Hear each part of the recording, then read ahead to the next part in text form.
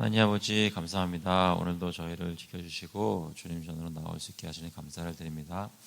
시간 주님의 말씀을 살피며 시편 말씀을 묵상할 때 하나님께서 지혜 주시고 하나님께서 어떻게 자신을 나타내시는지 마음속에 깨닫고 주님께 나와 주님을 알게 되는, 더 잘 알게 되는 귀한 시간 되게 인도하여 주시옵소서.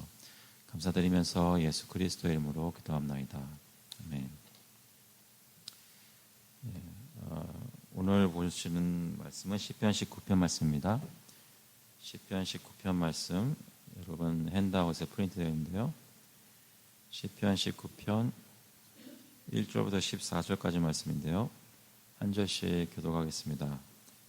제가 1절부터 읽겠습니다. 다윗의 시 인도자를 따라 부르는 노래. 하늘이 하나님의 영광을 선포하고 궁창이 그의 손으로 하신 일을 나타내는도다. 날은 날에게 말하고 밤은 밤에게 지식을 전하니 언어도 없고 말씀도 없으며 들리는 소리도 없으나 그의 소리가 온 땅에 통하고 그의 말씀이 세상 끝까지 이르도다. 해를 위하여 하늘의 장막을 베푸셨도다. 해는 그의 신방에서 나오는 신랑과 같고 그의 길을 달리기 기뻐하는 장사 같아서 하늘 이 끝에서 나와서 하늘 저 끝까지 운행하며 그의 열기에서 피할 자가 없도다.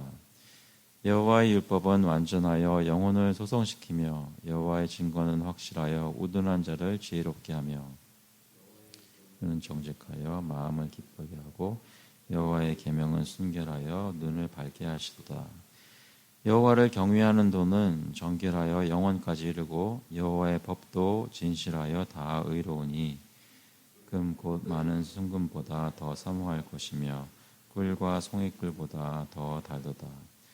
또 주의 종이 이것으로 경고를 받고 이것을 지킴으로 상이 크니이다. 자기 허물을 능히 깨달을 자 누구리요? 나를 숨은 허물에서 벗어나게 하소서.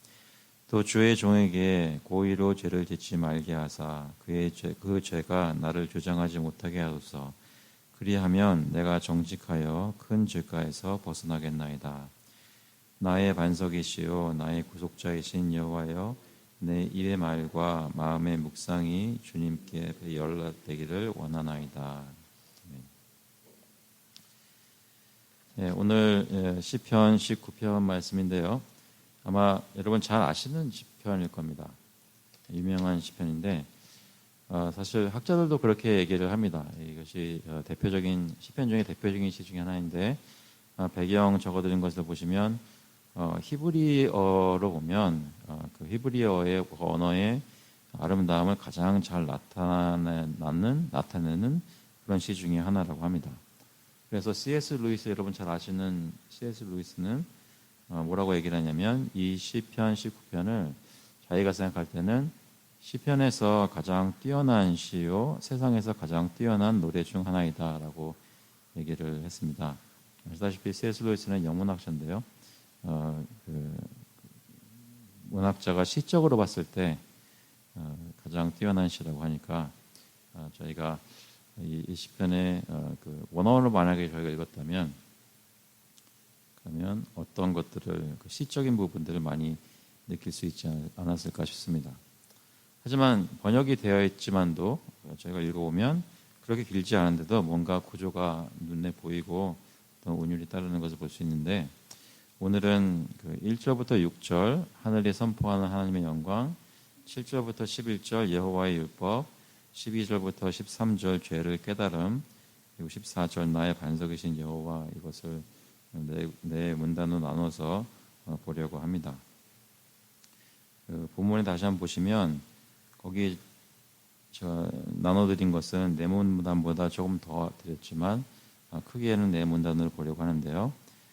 먼저 다윗의 시이고 인도자를 따라 부르는 노래라고 하는데 다윗이 무엇을 노래하냐면 먼저 하늘을 두고 그 자연에 나타나는 하늘을 두고 노래합니다. 1절에 보니까 하늘이 하나님의 영광을 선포하고 궁창이 그의 손으로 하신 일을 나타내는도다. 그렇습니다. 여러분 하늘을 쳐다보았을 때 하늘이 정말로 아름답다라고 느낀 때가 있다면 언제였을까요? 최근에 혹시 낮에 하늘을 이렇게 우러봤는데 뭐 가을 하늘이어서 굉장히 높아 보인다든지, 또는 밤하늘을 보니까 별들이 너무나 초롱초롱 박혀 있어서 정말로 아름답다라고 느끼신 적이 아마 최근에 있으셨을 것입니다. 그런 것을 보면 무엇인가 이것은 사람이 만들어낸 것이 아니라 하나님께서 하신 것이다라는 것을 느끼게 되는데, 그 하늘이 비록 아무 말도 못하는 것 같지만 하나님의 영광을 선포한다고 하죠. 하늘이 하나님의 영광을 선포하고 궁창이 그의 손으로 하신 일을 나타내는도다. 궁창이라고 말할 때는 영어로 스카이라고 하는데, 고대의 그 히브리 사람들은 이 하늘을 우주를 이 어떤 돔이라고 봤어요. 그래서 천정처럼, 지금 우리는 이렇게 정사각형, 직사각형인 천정 네모난 것을 보게 되지만 둥그런 그런 천정에 별들이 박히고 해가 다니는 것으로 생각을 했습니다. 그래서 궁창은 그런 딱딱한 퍼머먼트를 얘기하는데, 그 하늘과 궁창이 하나님의 영광을 선포하고 하나님께서 어떻게 만드셨는지 하나님을 나타낸다는 것이죠. 그 2절에도 보시면 날은 날에게 말하고 밤은 밤에게 지식을 전하니, 계속해서 밤낮을 가리지 않고 하나님의 피조물이 하나님이 어떤 분이시고 어떻게 만드셨는지 그것을 나타낸다고 합니다. 그래서 적어드린 것을 보시면 하나님이 만드신 피조 세상은 창조주의 영광을 날마다 드러내고 세상 모든 곳의 모든 피조물들은 항상 하나님에 대해 쉬지 않고 증거한다고 얘기를 하는 것이죠. 근데 3절에 재미있는 말씀이 있습니다. 3절에는 언어도 없고 말씀도 없으며 들리는 소리도 없으나 라고 하죠. 근데 이 3절에 영어 부분 보시면 There is no speech nor are there words whose voice is not heard. 그러니까 한국말로는 언어가 없고 말씀도 없고 소리도 없다라고 얘기를 하지만, 또 어떻게 볼 수 있냐면 아무것도 안 들리는 것 같은데 사실 소리가 안 들리는 그런 언어나 말씀으로 하늘이 하나님의 영광을 선포하는 게 아니다라고 얘기를 하는 것이죠. 저희가 육신의 귀로는 아무것도 들을 수가 없지만, 하늘의 귀를 기울이고 있으면 뭐 들을 수 있는 게 아무것도 없지만, 그런데 그 하늘이 실제로 계속해서 하나님이 어떤 분이신지를 선포하고 있다는 것입니다. 들리는 소리가 없는데 그 소리가 들린다는 것이죠. 4절에 보시면 그의 소리가 온 땅에 통하고 그의 말씀이 세상 끝까지 이르도다. 그래서 어떤 사람이 하나님에 대해서 설명하고 선포해야만 하나님이 증거되는 것이 아니라, 아무런 말을 하지 못하는 것 같은 하늘도 하나님의 영광을 선포한다는 것이죠.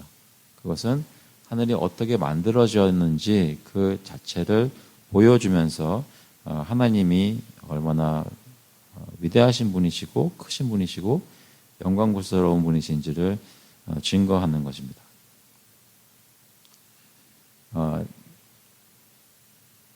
때로 저희가 땅만 쳐다보면서 다닐 게 아니라 하늘을 쳐다보면서 다닐 필요가 있습니다. 그 이유는 하나님께서 어떤 분이신지를 하늘을 쳐다보는 것만으로도 알 수 있기 때문입니다. 그 하늘에 보면 여러 가지가 있겠지만 그 중에서 시편 기자는, 다윗은 하나를 선택해서 얘기를 하는데, 여기 보니까 4절 중간에 보니까 하나님이 해를 위하여 하늘의 장막을 베푸셨도다. 모든 피조물들이 하늘에도 많이 있고 땅에도 많이 있지만 그 중에 한 가지를 골라서 선포하고 있습니다. 해를 위하여 하늘의 장막을 베푸셨도다. 하나님이 만드신 해가 어떤 모습인지를 묘사하면서 하나님의 영광을 선포하는 피조물들의 대표를 삼고 있는데요. 여기 보시면 하나님이 해를 위하여 하늘의 장막을 베푸셨다는 얘기는, 우리 눈에는 보이지 않지만 하늘 어딘가에 해가 밤에 들어가 잠을 자는 그런 텐트 같은 게 있다라고 생각을 하고 얘기를 하는 거죠. 그래서 밤새 해가 그 장막 안에서 텐트 안에서 자고 있다가 시간이 되면 새벽이 되면 그 장막에서 나와서 이 하늘을 달려서 저쪽 하늘 끝까지 간다는 것인데 그 모습이 마치 뭐가 같냐면 해는 그의 신방에서 나오고 방금 결혼을 치른 신랑이 신방에서 그 다음날 아침에 나오고 결혼을 해서 너무나 기뻐서 그 다음날 아침에 기쁜 마음으로 일하러 나가는 사람처럼 그 해가 그의 길을 달리기 기뻐하는 장사 같아서 하늘 이 끝에서 나와서 하늘 저 끝까지 운행하며 하늘 끝에서 하늘 끝까지는 어느 정도나 될까요? 이쪽 하늘 끝에서 저쪽 하늘 끝까지라고 얘기할 때 그 거리를 물론 저희 지구 이렇게 재볼 수는 있겠지만 여기서 말하는 그 하늘 끝에서 저 끝까지라는 것은 하나님이 지으신 모든 피조 세상을 다 통틀어서 얘기하는 것입니다. 그러니까 하나님이 만드신 모든 것들의 한쪽에서 맨 한쪽에서 다른 쪽까지 그러니까 하나님의 그 피조 세상 전부를 두고 얘기한다는 것이죠. 그러니까 해는 하나님이 만드신 피조물이고 하나님이 만드셨기 때문에 하나님이 어떠한 분이시라는 것을 나타내는데 그 나타내는 것을 어디서 나타내냐면 하늘 이쪽에서 저쪽까지 매일 여기서 떠서 동쪽에서 떠서 서쪽에 질 때까지 계속해서 해는 그 하늘 위에서 하나님의 영광을 선포한다는 것입니다. 그 하나님의 영광을 어떻게 선포하는가? 6절 후반부에 보시면 그의 열기에서 피할 자가 없도다. 이 세상에 있는 모든 존재가 낮에는 해의 열기를 피할 수가 없는 것이죠.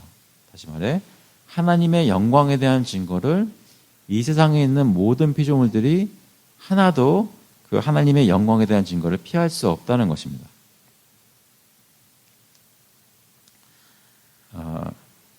생각을 해보게 되는 게 많죠. 왜냐하면 그 얘기는 뭐냐면 지금도 오늘은 좀 날이 오늘 해 뜬 거 보셨어요? 오늘은 좀 구름이 꼈는데 해가 떴다면 사실 매일 해가 뜨는 날마다 이 세상에 사는 모든 피조물들은 하나님이 어떠한 분이시라는 것을 이 해를 통해서 매일매일 증거받고 있다는 것입니다. 하나님은 내가 창조주다. 내가 너희들을 만들었다. 내가 이 모든 세상을 주관한다는 것을 매일매일 해를 띄우시면서 증거하신다는 것이죠. 그러니까 질문은 뭐냐면 이 해가 운행하는 곳마다 하나님의 영광을 엄청난 힘과 광채를 뿜어내며 증거하는 것이 해인데 그러면 질문은 이렇게 온 세상이 해와 달과 별과 그 온 세상이 창조주 하나님을 증거한다면 왜 모두 참 하나님을 믿지 않고 있을까요? 어떻게 생각하세요? 하나님이 정말로 자신을 드러내고 있다면 이 만드신 세상을 통해서 그렇다면 왜 세상 사람들은 모두 다 하나님의 만드신 햇볕을 비추는 받는 사람들은 왜 그 하나님을 믿고 그분께 영광을 돌리지 않는다고 생각하십니까? 사탄이 잡고 있기 때문에, 죄가 있기 때문에. 사실 저희가 당연히 그렇게 얘기를 하는데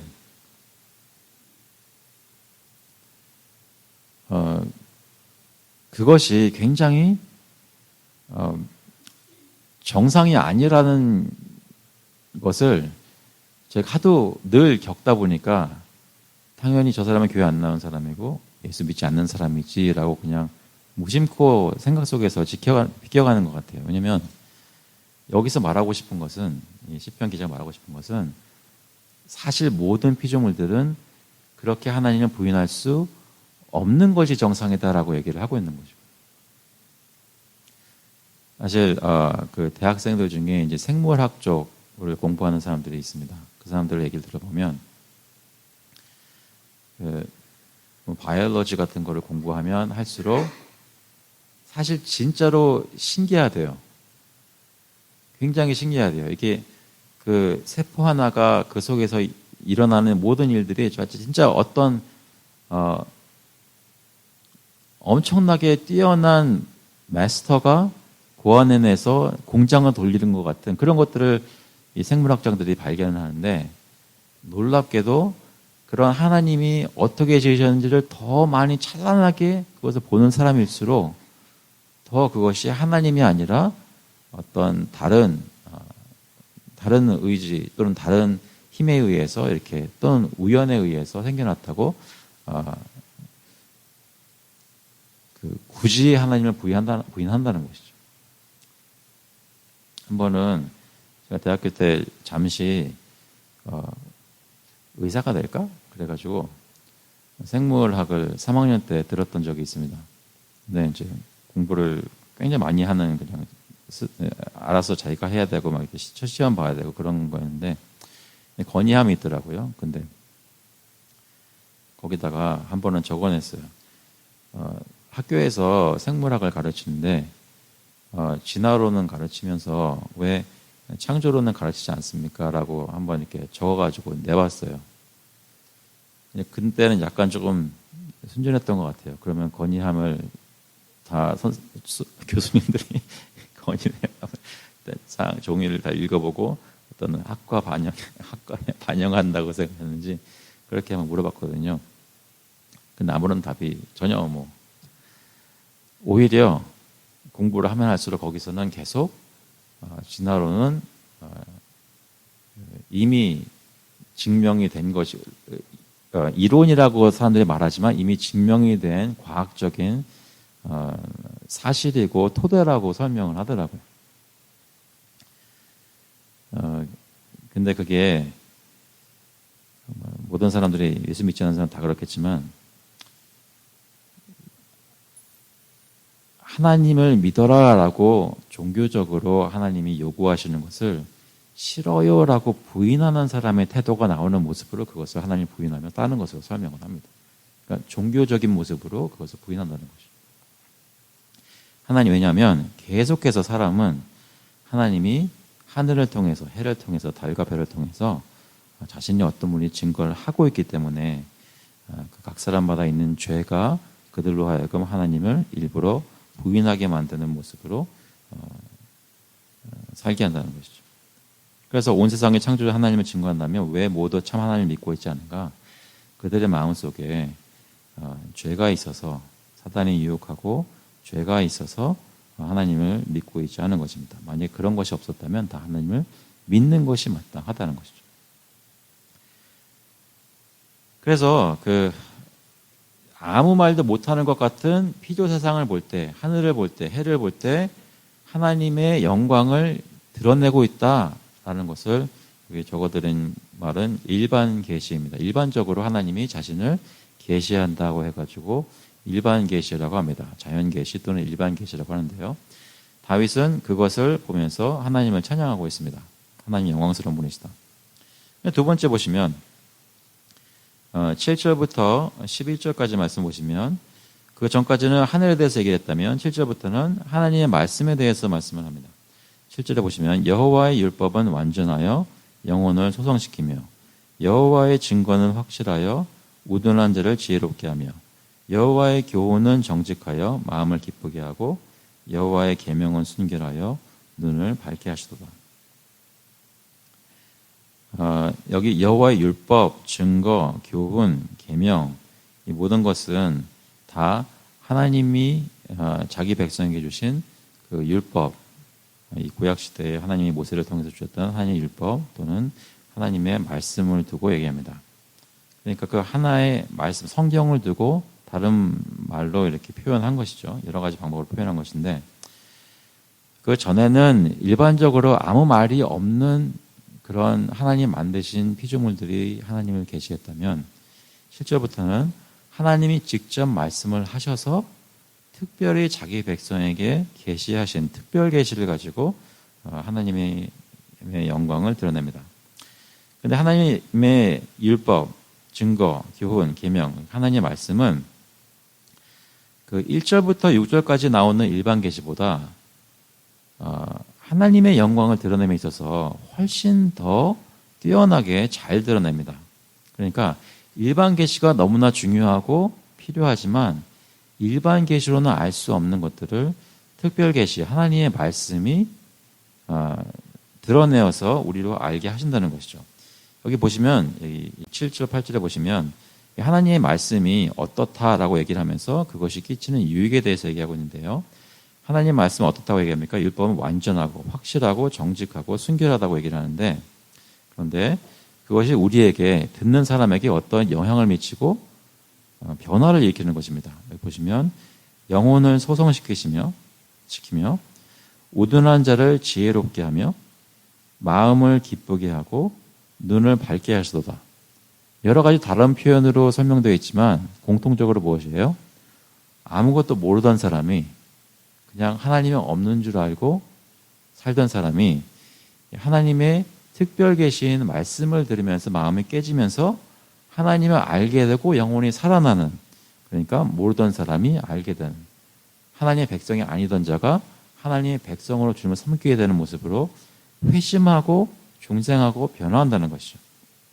그래서 우리를 하나님을 인정하는 사람으로 만드는 것은, 하나님을 죄 때문에 인정하지 않던 사람들을 하나님을 인정하는 사람으로 만드는 것은 바로 하나님의 말씀이라는 것입니다. 그래서 이 말씀이라는 특별 계시가 우리에게 유익을 주는데 생명과 지혜와 기쁨과 조명을 주시는 거죠. 그것이 하나님의 말씀의 유익입니다. 그 하나님의 말씀은 깨끗하고 영원하며 진실하고 의롭습니다. 그래서 우리의 마음을 변화시킵니다. 이러한 말씀을 다윗이 묵상하면서 뭐라고 얘기합니까? 여호와를 9절에 보시면 여호와를 경외하는 도는 정결하여 영혼까지 이르고 여호와의 법도 진실하여 다 의로우니, 이런 말씀을 어떻게 합니까? 자신을 살려주시는 이 말씀을 대해서 10절과 11절에 보시면, 이건 같이 한번 읽어보겠습니다. 10절과 11절 같이 읽겠습니다. 금, 곧 많은 순금보다 더 사모할 것이며 꿀과 송이꿀보다 더 달도다. 또 주의 종이 이것으로 경고를 받고 이것을 지킴으로 상이 크니이다. 여기를 보면 두 가지가 나와 있는데,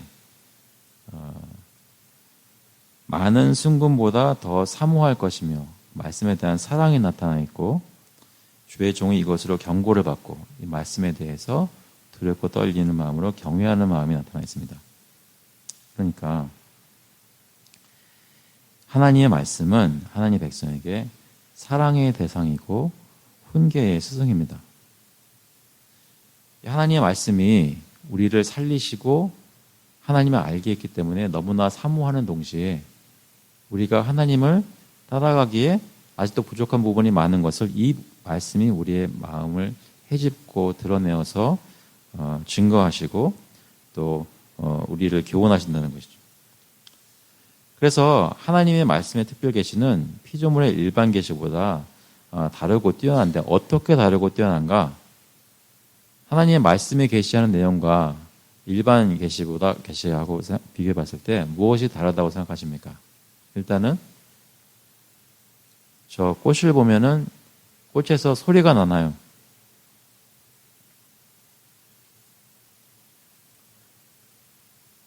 소리가 안 나죠. 굳이 저 꽃이 무엇이라고 얘기하는 것 같아요? 라고 누가 묻는다면 뭐라고 얘기하시겠어요? 잠깐 실험을 해볼게요. 지금 밖에 잠깐 보시면 아무것도 안 보이네요. 근데 보신다고 치시면 저기 낙엽이 지는 나무가 있습니다. 그러면 여기 지금 네 분이 앉아 있는데 각각 뭐라고, 저 낙엽이 떨어지는 나무가 나에게 뭐라고 얘기를 하고 있는 것 같다라고 말씀하시겠어요? 맨 뒤에 계시는 분부터 한번 시작을 해볼까요? 낙엽이 떨어지는 나무를 보면 어떤 마음이 드십니까? 나는 춥고 외롭다. 오케이. 자, 이제 그 말씀을 마치 안 들은 것처럼 여러분이 원래 생각하시는 것처럼 다른 분들 대답해 보시면 좋겠어요. 저 나무에 낙엽이 다 떨어져 버렸어요. 그걸 보시는 박경희 교수님은 뭐라고 말씀하시겠습니까? 실험을 다 망쳐버리는 박미영 교님 무슨 생각 드세요? 나무도 겨울을 준비하고 있다. 그러면 박미영 교훈이 받는 교훈은 나도 나무처럼 겨울을 열심히 준비해야 되겠다? 그런 게 될 수도 있겠죠. 희원자매는 어떻게 생각하세요? 낙엽이 떨어지는 나무를 보면 감수성이 예민한 10대인가요? 10대는 아니죠 아직. 지금 이제 10대는 넘었나요? 20대로서 무엇을 느끼세요? 엄청나게 아무 생각이 없어요. 그냥 학교 생각만 나요. 겨울이네, 이제 곧 학기말 시험이네, 이런 걸 수도 있고. 제가 굳이 이렇게 말씀을 드리는 이유는 왜 이렇게 봤냐면, 분명히 저 나무는 일반 계시잖아요. 하나님이 지으셨잖아요. 하나님에 대해 영광에 대해서 나타낸단 말이죠. 여러 가지 메시지를 주는데, 저 나무를 보고 무슨 말을 하는지 각자 다른 메시지를 왜냐면 우리가 알아들을 수 있는 소리를 내는 게 아니거든요. 근데 일반 계시와 다른 특별 계시는 지금 특별 계시 10편 19편 읽고 계십니다. 1절에 뭐라고 얘기하나요? 하늘이 하나님의 영광을 선포하고 궁창이 그의 손으로 하신 일을 나타낸도다. 얘기했는데 이거를 보고 1절을 보면서 겨울이 다가온다 이렇게 말씀하시는 분은 어떤 말이죠? 일반 계시하고 특별 계시는 일단은 그렇게 다른 겁니다. 아무도 이것이 무슨 말을 하고 있는지를 부인할 수가 없게 만들어 버리는 거죠. 믿지 않는 사람도 이것을 보면 이렇게 말씀을 하고 있다고 고백을 해야 돼요. 그래서 특별 계시는 그래서 일반 계시보다 훨씬 더 파워풀합니다. 일반 계시가 너무나 아름답고 중요하지만 이 토대 위에서 하나님께서는 특별 계시를 주셨는데 그 특별 계시는 하나님의 말씀은 우리를 부인할 수 없는 핑계할 수 없는 자리로 몰아가신다는 것이죠. 이해됐죠? 그래서 일반 계시도 너무 중요하고 하지만 특별 계시가 너무나 하나님의 말씀이 너무나 중요한 것입니다. 얼마나 뛰어난가? 우리가 오해하지 않도록 오해하지 못하도록 다른 핑계 못 대도록 하나님의 뜻을 있는 그대로 성령이 쓰신 그 글을 통해서 알려주신다는 것이죠. 그래서 우리가 하나님의 말씀은 사모해야 하는 사랑의 대상이 되고 우리가 믿고 그 훈계에 우리의 삶을 맡길 수 있는 의지의 대상이 됩니다. 그래서 하늘이 하나님의 영광을 선포하고 여호와의 율법에 하나님을 알리시는데 이러한 하나님의 계시로 둘러싸인 다윗이 또 하나님의 백성이 무엇을 느끼는가? 하나님을 알게 되면 알게 될수록 뭐를 느낀다고요? 이사야가 하나님의 성전에 들어와서 어떻게 느꼈어요? 거룩하신 하나님의 천사들이 막 거룩 하면서 하나님을 그렇게 알게 됐을 때 그토록 하나님 가까웠던 이사야 선지자가 첫 번째로 한 말이 뭐예요? 오라 나는 죽게 되다. 자신의 죄가 드러난 겁니다. 하나님이 자신을 드러내는 것을 우리가 알면 알수록 우리가 얼마나 타락한 존재인지가 드러나는 것이죠. 그래서 12절에 또 13절에 다윗은 빼놓지 않고 얘기를 합니다. 자기 허물을 능히 깨달을 자 누구리요? 나를 숨은 허물에서 벗어나게 하소서. 또 주의 종에게 고의로 죄를 짓지 말게 하사 그 죄가 나를 주장하지 못하게 하소서. 그리하면 내가 정직하여 큰 죄가에서 벗어나겠나이다. 아무도 사람에게 너는 죄인이라고 다른 사람이 얘기할 필요도 없이 하나님이 지으신 일반 계시를 보든지 하나님이 특별히 주신 말씀을 읽든지 하나님을 알게 되면 그 사람은 그 앞에 자신의 죄 때문에 절망 가운데 무릎 꿇게 되어 있습니다.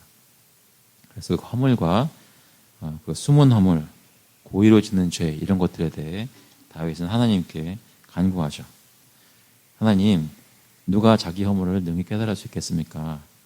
나도 모르는 숨은 허물에서, 숨은 죄에서 나를 해방시켜 주시고, 그리고 내가 하나님을 이렇게 알았는데도 불구하고 하나님께 고의로 죄를 짓지 않도록 긍휼을 베풀어 주셔서 나를 죄가 주장하지 못하게 해주소서라고 하나님께 구하고 있습니다.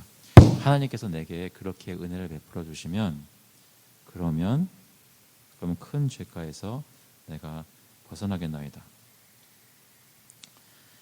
그래서 여기 적어드린 것은 하나님의 피조물과 말씀의 계시를 통해 하나님의 영광을 깨닫게 된 사람은 자신의 죄에 대해서도 자각하게 되는 것이죠.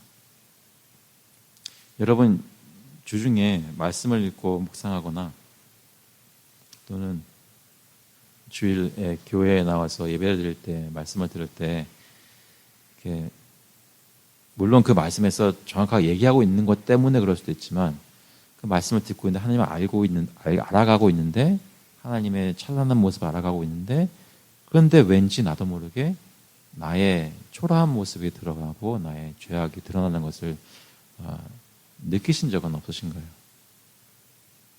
혹시 지난 주 중에는 하나님의 말씀을 대하고 또 세상을 보면서 하나님이라는 분을 깨달아가면서 나는 어떤 존재인가에 대해서 나도 모르게 드러나게 된 것은 혹시 없으십니까? 그렇다면 이런 기도를 하게 될 텐데 이 질문은 사람은 그러면 어떻게 죄의 권세로부터 해방을 받게 되는가? 어떻게 고의로 죄를 짓지 않도록 죄가 나를 주장하지 못하게 할 수가 있는가? 어떻게 숨은 허물에서 벗어나게 될 수 있는가? 어떻게 생각하십니까?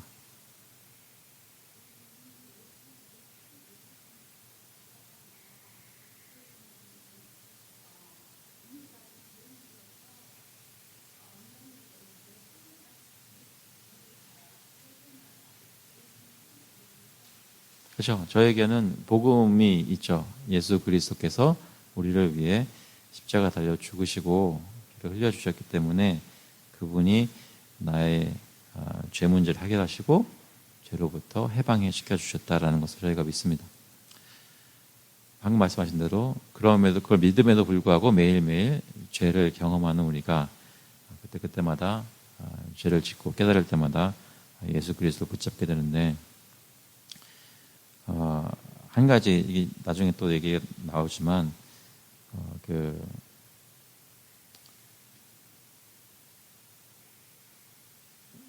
그런 거 있잖아요. 그러니까 예수님이 나를 위해 십자가에 달려 죽으셨어요 하면서 그냥 밋밋하게 고백하는 거랑 예수님이 나를 위해 십자가에 못 박혀 죽으셨어요라고 감격해서 고백하는 거랑 그 강도가 다르잖아요.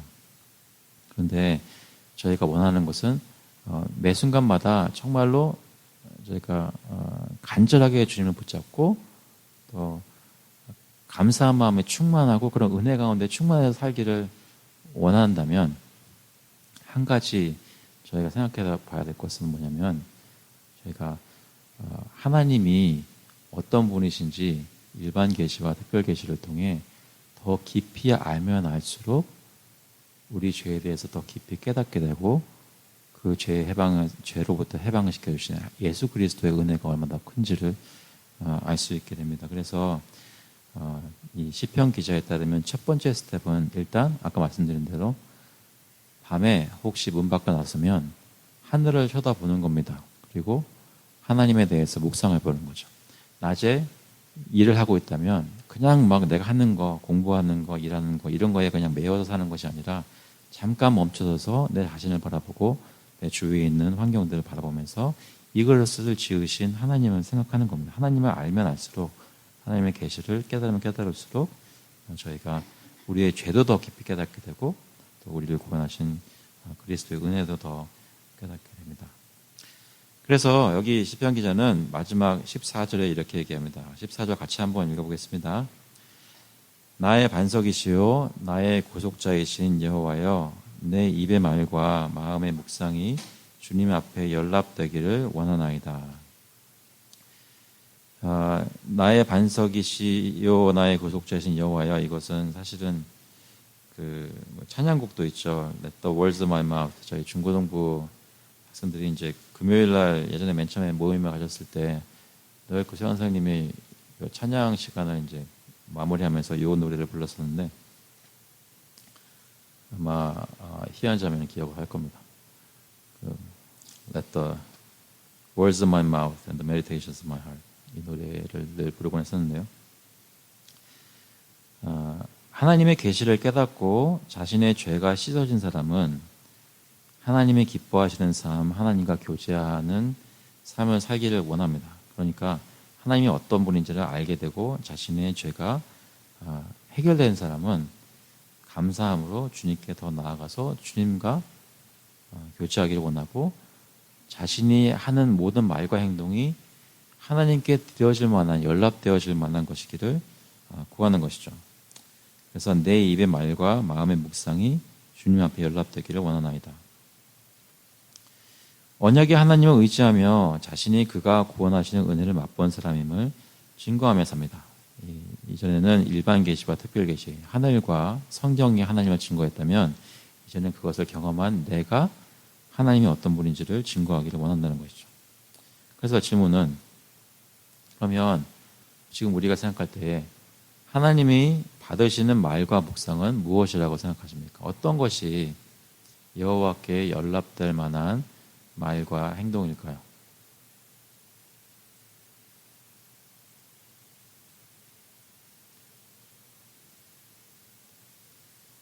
하나님이 받으실 만한 말과 행동.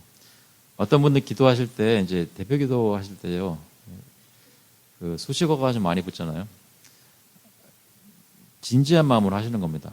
왜냐하면 그 생각에 하나님께 왔는데 친구 대화 되지 그렇게 하면 안 되고, 내가 생각해낼 수 있는 최대한의 경외하는 마음으로 기도를 한다는 마음으로 하시겠죠.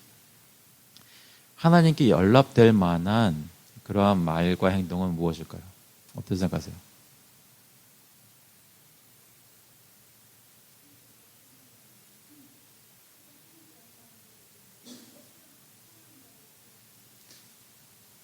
네.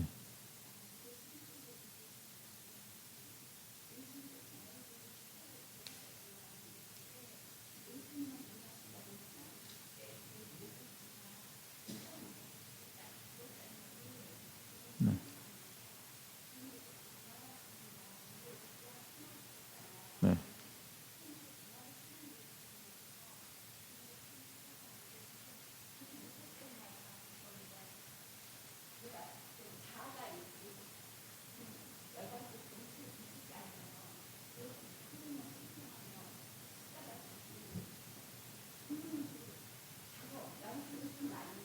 네.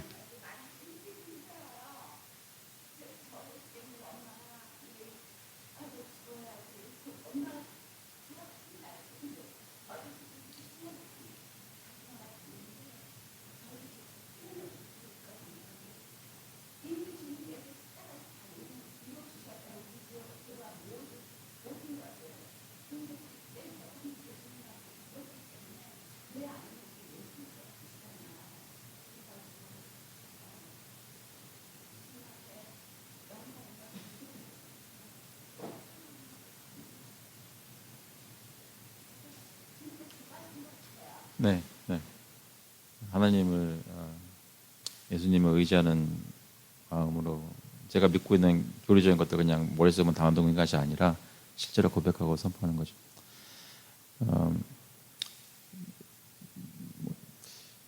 실험을 할 수 있겠지만 시간 관계상 그걸 못하겠고요. 그냥 생각해 보실 때 어제 하루 한번 쭉 한번 생각해 보시고요. 어제 했던 말과 어제 했던 행동들 기억나시는 것이 몇 가지가 있다면 그 중에 하나님께 연락될 만한 말이 아니었다라고 생각하는 것이 있나요? 내가 어제 했던 말들 중에 또는 오늘 아침에 했던 말들 중에 이거는 하나님께 드릴 만한 게 못 된다라고 생각되는 말이 있나요? 있었으면 그냥 멋쩍게 웃어주세요.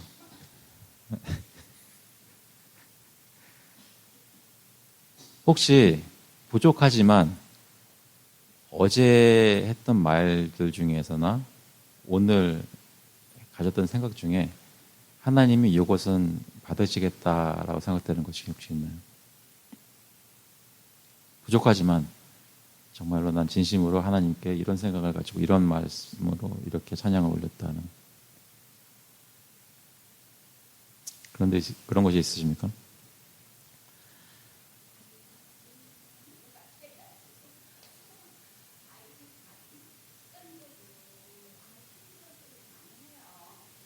아우 힘들어.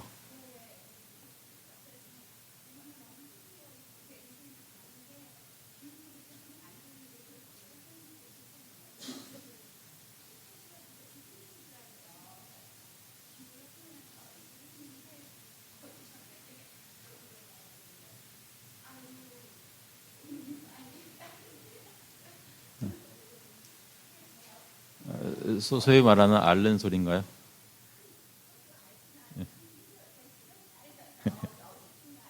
네, 네, 네, 네, 네. 그거는 하나님이 받으실 만한 것이라고 생각하세요? 안 받으실 거라고 생각하세요? 죄송하다고.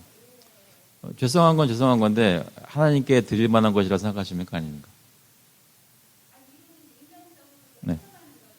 네, 네, 네, 네.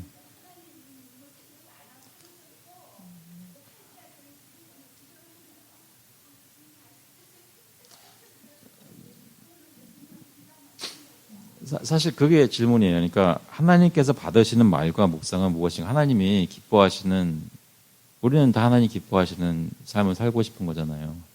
그렇다면 내가 요즘 살고 있는 삶을 볼 때 하나님께서 받으시는 말과 묵상은 무엇이라고 생각하는지, 만약에 내 생각 속에 하나님 받으시는 말이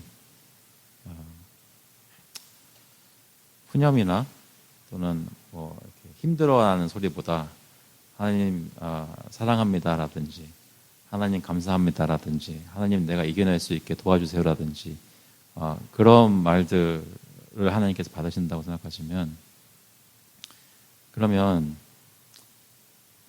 제가 한번 제 삶을 놓고 보면은 어제 했던 모든 것들을 보면 받으실 만한 게 뭐 거의 없어요. 많이 없어요. 그렇게만 내가 주님께 나와서 연락되는 삶을 살고 있나 의심할 정도로, 만약에 내가 하나님 받으시는 말과 묵상이 그런 것뿐이라고 한다면, 근데 이런 건 어떻습니까? 그러니까 하나님은 그 애통해하고 통회하고 참여하는 심령을 버리지 않으신다 그러잖아요. 그러니까 내가 부족한 거 내가 깨닫고, 그러니까 계시를 보면서 죄의 모습을 깨닫고 그 자리에 서 있던, 아까 말씀드린 이사야 선지자 같은 사람이 나 이제 죽었다 라고 그냥 탄식하는 그 말을 하나님께서는 받으셨을까?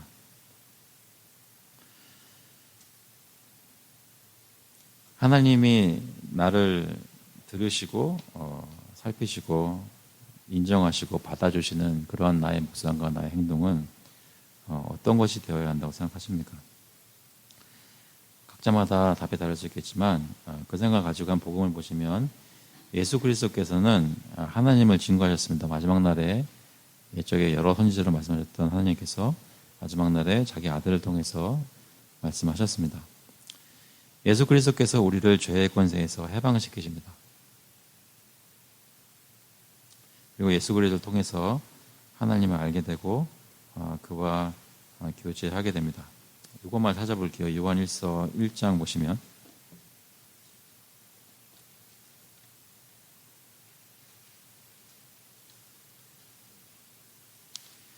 요한일서 1장 1절부터 4절까지 말씀 같이 한번 읽어보겠습니다. 태초부터 있는 생명의 말씀에 관하여는 우리가 들은 바요 눈으로 본 바요 자세히 보고 우리의 손으로 만진 바라. 이 생명이 나타내신 바 된지라. 이 영원한 생명을 우리가 보았고 증언하여 너에게 전하노니 이는 아버지와 함께 계시다가 우리에게 나타내신 바 된 이시니라. 우리가 보고 들은 바를 너희에게도 전함은 너희로 우리와 사귐이 있게 하려 함이니 우리의 사귐은 아버지와 그의 아들 예수 그리스도와 더불어 누림이라. 우리가 이것을 쓰면 우리의 기쁨이 충만하게 하려 함이라.